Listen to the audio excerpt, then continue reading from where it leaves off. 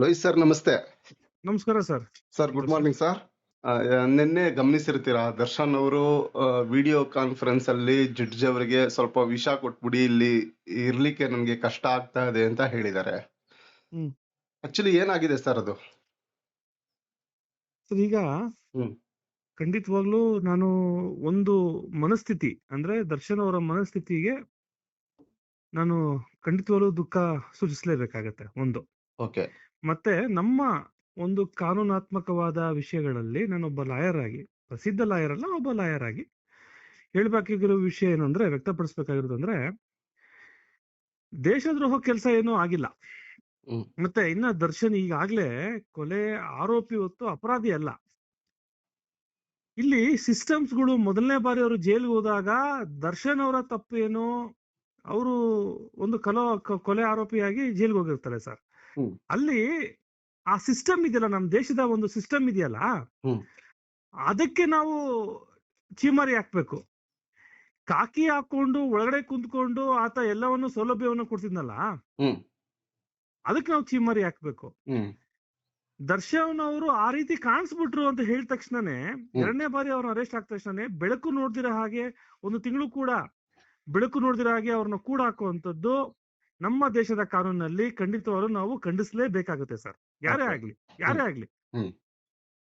ಯಾವ್ದೋ ಒಂದು 108 ಜನನ ಯಾವ್ದೋ ನಾವು ಹೇಳ್ತಿದೀವಲ್ಲ, ದೇಶದ್ರೋಹದ ಕೆಲಸನೋ ಬಾಂಬ್ ಬಿಟ್ಟು ಸಮಾಜಕ್ಕೆ ಏನೋ ದೊಡ್ಡ ಒಂದು ಪ್ರಕರಣದಲ್ಲಿ ಆರೋಪಿ ಆಗಿಲ್ಲ. ಒಂದು ಕೇಸ್ನಲ್ಲಿ ಆರೋಪಿ ಆಗಿದ್ದಾರೆ. ಅದು ಸತ್ಯಾಸತ್ಯಗಳು ಇನ್ನ ಕೋರ್ಟ್ ಮುಂದೆ ಆಗ್ಬೇಕು. ಈಗಾಗಲೇ ಅಪರಾಧಿ ಅಂತ ಯಾರು ಪ್ರೂವ್ ಮಾಡಿಲ್ಲ. ಸಾಮಾನ್ಯ ಕೈದಿಯಾಗಿ ನಾವು ನೋಡ್ಬೇಕು. ದರ್ಶನ್ ಅವರು ಸಾಮಾನ್ಯದವರು ಅಂತ ಹೇಳ್ತಾರಲ್ವಾ, ಹಾಗಾದ್ರೆ ಅವ್ರು ಸಾಮಾನ್ಯದಲ್ಲೇ ನೋಡ್ಬೇಕಾಗಿತ್ತು ನೀವು. ಯಾಕೆ ಅವ್ರನ್ನ ಕ್ವಾರಂಟೈನ್ ತರ ಒಂದು ಬಿಸಿಲು ನೋಡಿದಿರೋ ಆ ರೀತಿಯಲ್ಲಿ ಆಗ್ತಿದಿರಿ? ಇದು ಹ್ಯೂಮನ್ ರೈಟ್ಸ್ ಅವ್ರು ಏನ್ ಮಾಡ್ತಿದ್ದಾರೆ? ಸೈಕಾಲಜಿಕಲ್ ಎಫೆಕ್ಟ್ ಆಗ್ತದೆ. ಒಬ್ಬ ವ್ಯಕ್ತಿ ಓಪನ್ ಕೋರ್ಟ್ ನಲ್ಲಿ ನನಗೆ ವಿಷ ಕೊಟ್ಬಿಡಿ ಅಂತ ಹೇಳ್ತಿದ್ದಾನೆ ಅಂದ್ರೆ ಆತನ ಮನಸ್ಥಿತಿ ಏನು? ನಾವು ಜೈಲ್ಗೆ ಹಾಕೋದು ಒಬ್ಬ ಸಾಯ್ಬೇಕು ಅಂತ ಅಲ್ಲ, ಪರಿವರ್ತನೆ ಆಗ್ಬೇಕು ಅಂತ. ಅರ್ಥ ಮಾಡ್ಕೊಳ್ಳಿ. ಪರಿವರ್ತನೆ ಮಾಡ್ತಾರಂತ ಕೇಂದ್ರ ಆಗಿಲ್ಲ ಇದು. ಸುಪ್ರೀಂ ಕೋರ್ಟ್ ನಲ್ಲಿ ಜೈಲಿನ ಬಗ್ಗೆ ನೀವು ಸರಿಯಾಗಿ ನೋಡ್ಕೊಂತ, ನೀವು ನಿಮ್ಗೆಲ್ಲರಿಗೂ ಆಕ್ಷನ್ ತಗೊಂತೀವಿ ಅಂತ ಹೇಳ್ತಾ ತಕ್ಷಣನೇ ದರ್ಶನ್ ಇಂಡಿ ಸಾಯಿಸೋ ತರ ಮಾಡೋದಲ್ಲ. ಸೊ ಇದಕ್ಕೆ ನಾವು ಖಂಡಿತವಾಗ್ಲೂ ಖಂಡಿಸ್ತೀವಿ ಸರ್, ಯಾರಾದ್ರೂ ಆಗ್ಲಿ. ಅಂದ್ರೆ ನೀವ್ ಹೇಳೋ ಪ್ರಕಾರ ಅಲ್ಲಿ ದರ್ಶನ್ ಅವ್ರಿಗೆ ಹಿಂಸೆ ಕೊಡ್ತಾ ಇದಾರೆ ಅನ್ನೋ ಅರ್ಥದಲ್ಲಿದೆ ನಿಮ್ಮ ಮಾತುಗಳು? ಹಿಂಸೆ ಕೊಡ್ತಾ ಇಲ್ಲ ಸರ್, ಹಿಂಸೆಯ ಒಂದು ಅಟ್ಮಾಸ್ಫಿಯರ್ ನ ಕ್ರಿಯೇಟ್ ಮಾಡಿದ್ದಾರೆ. ಓಕೆ. ಅಂದ್ರೆ ಈಗ 30 ದಿನ ಅಲ್ಲಿ ಬೆಳಕೆ ನೋಡಿರಲ್ಲ ಅನ್ನೋ ಮಾತನ್ನ ನೀವು ಒಪ್ಕೊಳ್ತೀರಾ ಸರ್? ಅಲ್ಲ, ಖಂಡಿತವಲ್ಲ. ಅವ್ರು ಹೇಳಿದ್ಮೇಲೆ ಮುಗೀತಲ್ಲ. ಇವಾಗ ಅವ್ರು ಹೇಳಿದ್ದಾರೆ ಕೋರ್ಟ್ ನಲ್ಲಿ ಅಂತ ನೀವು ಮಾಧ್ಯಮಗಳಲ್ಲಿ ಹೇಳ್ತಿದ್ದೀರಿ. ಹಾಗಾದ್ರೆ ಇನ್ನೇನ್ ಹೇಳೋದು? ಮತ್ತೆ ನಾವು ದರ್ಶನ್ ಭೇಟಿ ಆಗಕ್ಕಾಗತ್ತಾ? ಆಗಲ್ವಲ್ಲ. ಅಲ್ಲ, ಈಗ ಅವರ ಪರ ವಕೀಲರು ಅಲ್ಲಿ ಹೋಗಿ ನೋಡಿದಾಗ ಅವ್ರಿರುವಂತ ಸ್ಥಿತಿ ಬಗ್ಗೆ ಅವರು ಎಕ್ಸ್ಪ್ಲೈನ್ ಮಾಡಿರಲ್ವಾ? ಖಂಡಿತವೂ ಮಾಡಿರ್ತಾರೆ. ಇವಾಗ ಅಲ್ಲ, ಅದು ಸಾಧ್ಯ? ಅಂದ್ರೆ ಒಬ್ಬ ಸಾಮಾನ್ಯ ಕೈದಿನೂ ಸಹ ಅಲ್ಲಿ ಬೆಳಕು ನೋಡ್ದಂಗ್ ಇರಾಕೆ ದರ್ಶನ್ ಅನ್ನೋದನ್ನ ಹೊರತುಪಡಿಸಿ ನಾವು ನೋಡೋದಾದ್ರೆ, ಸಾಮಾನ್ಯ ಕೈದಿಗಳು ಕೂಡ ಬೆಳಕೆ ಬೆಳಕು ಅಂದ್ರೆ ಯಾವ ತರ ಮಾಡಿರ್ತಾರೆ ಅಂದ್ರೆ, ಅಲ್ಲಿ ಕನ್ಫೈನ್ಮೆಂಟ್ ಅಂತ ಒಂದ್ ಮಾಡ್ತಾರೆ. ಅಂದ್ರೆ ಸೆಲ್ಲಿಂದ ಆಚೆ ಬರಂಗಿರಲ್ಲ. ಸೆಲ್ ಒಳಗಡೆನೆ, ಬ್ಯಾರಿಗೇಟ್ ಒಳಗಡೆನೆ ಅಲ್ಲೇ ವಾಕಿಂಗ್ ಮಾಡ್ಕೊಳ್ಳುವಂಥದ್ದು. ಸಾಮಾನ್ಯ ಕೈದಿಗಳಿಗೇನು, ಬೆಳಗ್ಗೆ ನಿಮ್ಗೆ ಬ್ಯಾರಿಗೇಟ್ ಓಪನ್ ಮಾಡಿದ್ರೆ ಆಚೆ ಕಡೆ ಬಂದು ಅಲ್ಲಿ ಒಂದು ಮೈದಾನ ಇರ್ತವೆ, ಸ್ನಾನ ಮಾಡೋ ಜಾಗ ಇರ್ತವೆ. ಹಲೋ, ಹೌದು ಸರ್. ಈ ಜಾಗದಲ್ಲೆಲ್ಲ ಓಡಾಟ ಮಾಡ್ಕೊಂಡಿರ್ತಾರೆ.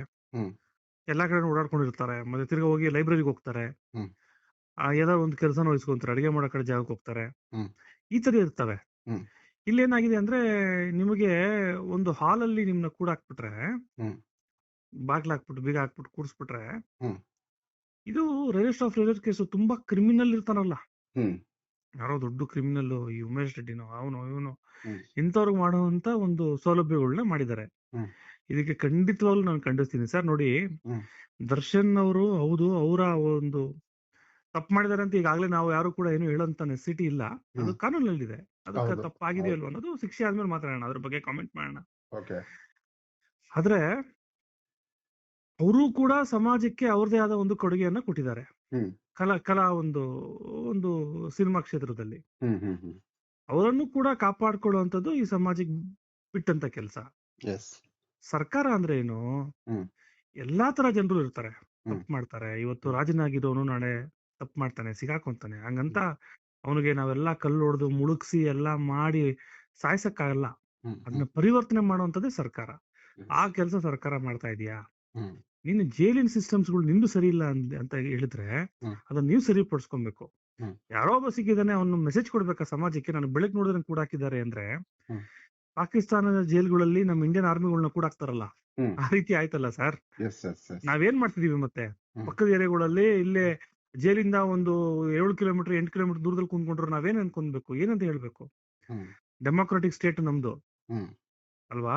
ಸಂವಿಧಾನ ಬರ್ದಿರೋದು ಅಂಬೇಡ್ಕರ್ ಅವರು, ಹ್ಯೂಮನ್ ರೈಟ್ಸ್ ಅಂತಿದಾವೆ. ಇವೆಲ್ಲವನ್ನೂ ಕೇಳಿ ಸೆಕ್ಯುಲರ್ ಕಂಟ್ರಿ ಆಗಿರೋದ್ರಿಂದ ಇದನ್ನ ಖಂಡಿತವಾಗ್ಲೂ ಖಂಡಿಸ್ಬೇಕಾಗತ್ತೆ. ಒಬ್ಬ ಸಾರ್ವಜನಿಕ, ಒಬ್ಬ ಒಬ್ಬ ನಾರ್ಮಲ್ ಕೈದಿ ಹೆಂಗಿರ್ತಾನೋ ಆತರ ದರ್ಶನ್ ಹೋಗಿ ಇರಕ್ ಬಿಟ್ಬಿಡಿ, ಏನ್ ತೊಂದ್ರೆ ಇಲ್ಲ. ನೀವು ಕಟ್ಟುಪಾಡುಗಳನ್ನ ಕಾಪಾಡ್ಕೊಳ್ಳಿ.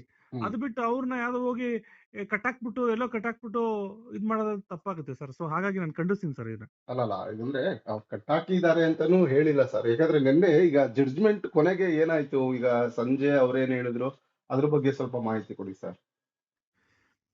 ಅದ್ರ ಬಗ್ಗೆ ನನಗೆ ಮಾಹಿತಿ ಇಲ್ಲ. ನನಗೆ ದರ್ಶನ್ ಅವರದು, ನಾನು ದರ್ಶನ್ ಪರ ಲಾಯರ್ ಅಲ್ಲ. ಮಾಹಿತಿ ಏನು ಅಂದ್ರೆ, ದರ್ಶನ್ ಅವರು ಕೋರ್ಟಿನ ಅಪಿರಿಯನ್ಸ್ ಬಂದಾಗ ನನಗೆ ಈ ರೀತಿ ಒಂದು ಆಗಿದೆ, ನನಗೆ ಈ ತರ ಒಂದು ವಿಷಯ ಕೊಟ್ಬಿಡಿ, ನನಗೆ ಇದ್ರ ತೊಂದರೆ ಆಗಿದೆ ಅಂತ ಹೇಳಿದ್ರೆ ಅದ್ರ ಬಗ್ಗೆ ನಾನು ಪ್ರಸ್ತಾವನೆ ಮಾಡ್ತಾ ಇದ್ದೀನಿ.